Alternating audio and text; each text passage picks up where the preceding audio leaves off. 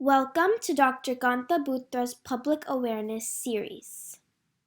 आज का topic multiple sclerosis, short form MS. Hello friends, आज हम बात करेंगे मल्टीपल स्क्लेरोसिस और उसमें मैं आपको एक स्टोरी सुनाऊंगी, समृद्धि अ ब्रेव फाइटर। ये है केस समरी पेपर 1984 का। एक्चुअली जब मैंने डाया भाई से यानी समृद्धि के पिताजी से बात की कि भाई मैं समृद्धि पे वीडियो बना रही हूँ, आप फोटोज़ भेजो, तो उन्होंने ए लेटर भेजा जो मैंने लिखा हुआ था एज ए केस समरी। समृद्धि को शुरुआत में राइट आँख में दिखने का बंद हो गया था। उस टाइम पे शायद वो 9-10 साल की लड़की थी। फिर बाद में 1984 में जब मैंने उसको दूसरी बार देखा तो उसके लेफ्ट आँख में दिखना बंद हो गया था। दोनों ही बार स्टेरॉइड्स दिए थे, उसका सीटी स्कैन भी हो गया था, बॉम्बे मद्रास सभी जगहों पे चेकअप भी हो गए थे। पर ये जो 2 साल में दूसरी बार अटैक आ गया था, मुझे लगा कि उसको शायद मल्टीपल स्क्लेरोसिस तो नहीं है। मैंने प्रोविजनल डायग्नोसिस में एक मल्टीपल स्क्लेरोसिस भी उस टाइम पे लिख के रखा था। बाद में वो अच्छी हो गई थी, एक आँख का विजन तो एकदम अच्छा हो गया था। जैसे बोलते हैं ना, रात गई बात गई, वैसे वो लोग भी भूल गए, मैं भी भूल गई। उसे बहुत धार्मिक फैमिली थी और बहुत ही तीर्थ यात्रा करते थे। तो वो लोग पालीताना गए थे, वहाँ पे कुछ उत्सव था, उस टाइम होगी शायद 15-16 साल की वो। और आते वक्त उनको उसका एकदम पेशाब रुक गया था और पेशाब के रुकने के साथ में उसको चलने में भी थोड़ी दिक्कत हो रही थी। नेचुरली उसको हॉस्पिटलाइज करना पड़ा, कैथेटर करना पड़ा, स्टेरॉइड्स दिए, पेशेंट अच्छी भी हो गई। उसके बाद तो वो 12वीं पास भी हो गई थी। 12वीं पास होने के बाद में उसके फादर आए, बोले उसको बार बार ऐसी तकलीफ़ होती है, मैं उसकी शादी कर दूँ। मैंने बोला डाया भाई शादी मत करो, अब सबसे पहले उसको अपने पैरों पे खड़ा करो। तो उनको ये बात मेरी अच्छी लगी एंड लकीली उसको उसी टाइम पे महावीर हॉस्पिटल में फिजियोथेरापी डिपार्टमेंट में क्लेरिकल जॉब मिल गया था। फिजियोथेरापी में ये जो हमारी समृद्धि थी सबकी लाडली। काफ़ी बार तो पेशेंट ऐसे थे कि भाई आज समृद्धि बेन छुट्टी पर छे, हमें पर नहीं आवाड़ा, ऐसे करके 3-3 4-4 दिन आते ही नहीं थे। इतना प्यार से वो ट्रीट करती थी। वो फिजियोथेरापिस्ट तो नहीं थी, फिर भी देख देख के काफ़ी चीज़ें सीख ली थी और उनको पेशेंट को भी अच्छे से फिजियोथेरापी करती थी, खुद की भी करती थी। बीच वाले पीरियड में समृद्धि को कभी हाथ में तकलीफ हो जाती, हाथ में झंझनाटी आई, हाथ में बराबर चीज़ पकड़ नहीं पा रही है, तो कभी एकदम चक्कर आके डबल दिख रहा है, ऐसे कोई ना कोई एपिसोड आ रहे थे। उसके बाद में मेरे लगता 95-96 हो गया था। मैंने उनको बोला एक नई इंजेक्शन निकले, अब बॉम्बे जाके आओ। वैसे तो वो कंटिन्यूसली डॉक्टर सिंगल साहब के कांटेक्ट में भी थे, गए थे। सर ने उनको बताया इंटरफेरॉन के इंजेक्शन से आप शुरू कर सकते हो, पर महीने का खर्चा 1 लाख से भी ज़्यादा है। एक मिडिल क्लास फैमिली आप देख ही रहे हो, वो फैमिली महीने का 1 लाख से ज़्यादा खर्चा कैसे करेगी। उन लोगों ने सोचा नहीं छोड़ो, अपने बस का नहीं है, वैसे ही वो अच्छी चल रही है, कामकाज कर रही है। सो वहाँ पे ही सब चैप्टर क्लोज हो गए थे। उसके बाद मैंने दूसरी भी एक गोली चालू की थी जिसको हम इम्यूनोसप्रेसेंट बोलते हैं, पर वो भी शायद उन लोगों ने बाद में ली नहीं थी। उसका महावीर में बहुत अच्छा चल रहा था और पेशेंट सब स्टाफ सब कोई समृद्धि समृद्धि समृद्धि और सबके काम कर देती थी। पर बाद में धीमे धीमे उसको थोड़ी चलने में तकलीफ हो रही थी, विजन की तकलीफ हो रही थी। मेरे को लगता है 2000 के बाद में या शायद 2002 तक उसको जॉब छोड़ना पड़ा। बैड लक से ये समृद्धि की फैमिली है और 2004 में उसकी मदर का एक्सीडेंट में डेथ हो गई। उसके बाद एक्चुअली समृद्धि को दिखने में भी तकलीफ हो रही थी, चलने में भी तकलीफ हो रही थी।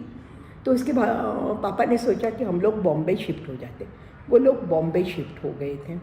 बॉम्बे उन लोगों ने मल्टीपल स्क्लेरोसिस का ग्रुप भी ज्वाइन किया था शुरू में, वो गई भी थी 2-3 बार, पर बाद में उसके लिए ले जाना लाना बहुत मुश्किल हो रहा था, उनके घर से बहुत दूर था।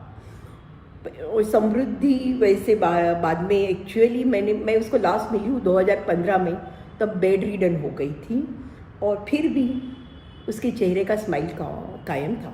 शायद मुझे लगता है उनकी वो सब धार्मिक क्रियाएं जो भी वो लोग करते थे, समृद्धि उसमें शामिल थी। वो समझो किसी का पारना कराना, ये करना है, वो लोग उसको साथ में रखते थे। उसका घर का सपोर्ट, उसकी नई माँ का सपोर्ट, हर एक का सपोर्ट, भाभी का सपोर्ट, बहनों का सपोर्ट, हर एक का सपोर्ट उसके साथ था। उसके सिवा उसके लिए केयर टेकर भी था। और बाद में 2021 में दिसंबर में उसका देहांत हो गया। उसकी 40 साल की मल्टीपल स्क्लेरोसिस की जर्नी तो बहुत ही कठिन थी, पर वो अपनी कसरत से इससे काफ़ी सालों तक उसने खुद को मोबाइल अच्छी तरह से रखा था, काम में बिजी रही थी। और उसके बाद में उसके घर वालों ने उसके ऊपर स्माइल रखा था टिका के। अब मैं आपको मल्टीपल स्क्लेरोसिस क्या होता है बताती हूँ।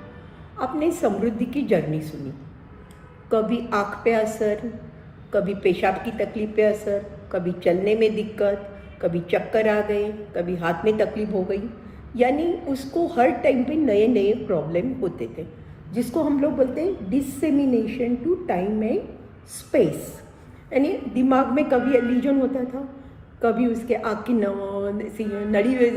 नस में होता था, कभी स्पाइनल कॉर्ड में होते थे। उसको अलग अलग जगह पे लीजन होते थे, और वही इसके सिम्टम्स हैं। उम्र मोस्ट 20 से 30 साल। उसी हिसाब से समृद्धि बहुत ही छोटी थी जब उसको पहला अटैक आया था। और लेडीज़ में ज़्यादा होता है, जेंट्स में कम होता है। उसके लीजन दिमाग में होते हैं, ऑप्टिक नर्व में होता है, स्पाइनल कॉर्ड में होते हैं। इसके लीजन वाइट मैटर में होता है। अब ये जो मैंने आपको पहले न्यूरॉन तो बताया हुआ था, अपन लोगों ने अल्जाइमर सीखा था, तब आपने न्यूरॉन की बात की थी, बराबर है। न्यूरॉन का एक कनेक्शन होता है, उसको एक्सॉन बोलते हैं। इस एक्सॉन के ऊपर ये इधर एक ओलिगोडेंड्रोसाइट बोल के सेल दिखाई हुई है। उस सेल ना माइलिन शीथ तैयार करती है। ये आपको अच्छा दिख रहा है ना, रेड कलर के स्क्वायर एकदम बढ़िया। तो वो माइलिन शीथ तैयार होता है, और ये माइलिन शीथ के कारण कंडक्शन फटाफट होता है।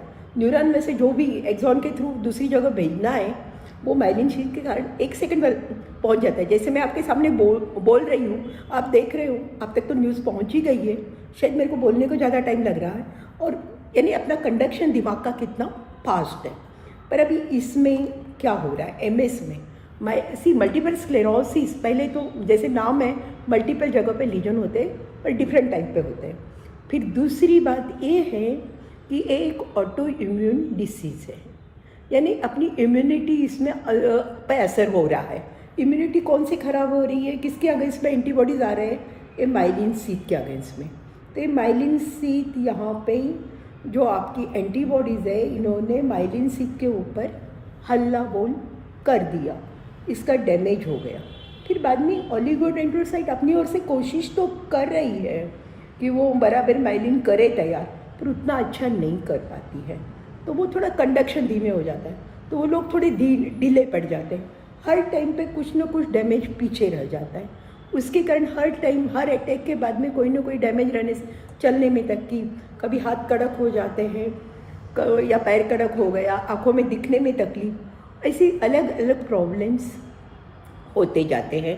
और काफ़ी सालों के बाद, पहले के ज़माने में जब ट्रीटमेंट हम लोग नहीं दे पा रहे थे, तब पेशेंट बेड रिडन हो जाते थे। इसका डायग्नोसिस हिस्ट्री है, एमआरआई डायग्नोस्टिक है। जब मेरे पास समृद्धि आती थी तब एमआरआई का ज़माना नहीं था, बाद में तो उसके भी बहुत सारे एमआरआई हो गए थे, और कमर का पानी निकालते हैं। अब मैं आपको एक अच्छी बात बता रही हूँ। मैंने इंटरफेरॉन की बात की, और भी बहुत सारे इंजेक्शन्स हैं, पर आपके लिए बहुत अच्छी बात है कि अगर मल्टीपल स्क्लेरोसिस होता है तो हमारे पास मुंह से ले सके, डेली 1 आध टैबलेट, 2 टैबलेट ले सके, ऐसी दवाइयाँ हैं। और खर्चा कितना, 3000 से 6000 के बीच में, शायद उससे भी कम अपन लोग कुछ जुगाड़ चला ले तो ये दवा है टेरिफ्लुनोमाइड डाइमिथाइल फ्यूमारेट। ये मैं आपको सच बता रही हूँ। मैं मेरे 3 पेशेंट के बारे में 1-1 सेकंड में बताती हूँ। एक लड़की जब इंजीनियरिंग में एडमिशन ली थी, तब उसका मैंने मल्टीपल स्क्लेरोसिस डायग्नोस किया था। आज वो ऑस्ट्रेलिया में आगे पढ़ने गई हुई है, इस दवाइयाँ वो रेगुलर ले रही है। दूसरी लड़की लास्ट 5 साल से जॉब कर रही है, 5 साल से ज़्यादा हो गए। पहले उसने इंटरफेरॉन इंजेक्शन लिए थे, और अभी वो उस टाइम पे एक्चुअल में 5-7 साल पहले उसका भाव भी 17,000 के आसपास हो गया था महीने के खर्चा, और अभी वो टैबलेट ओरल ले रही है। तीसरे एक महाराज साहब हैं, उन्होंने बीच में दवा बंद कर दी थी, वापस अटैक आया, दवाइयाँ चालू करने के बाद उनको कोई अटैक नहीं आया है। एंड वो अभी रिसेंटली मेरे पास फॉलोअप चेकअप के लिए बताने के लिए 7 से 8 किलोमीटर चल के आए थे, वापस चल के गए हैं। सो मेरे अंदाज से तो ये दवाइयाँ बहुत ही इफ़ेक्टिव है और पॉजिटिव एटीट्यूड अपने अपने काम करते रहो, बस दवाइयाँ लो। मल्टीपल स्क्लेरोसिस हो गया तो भी डरो मत, अभी बहुत सारे रास्ते हैं हमारे पास। Thank you.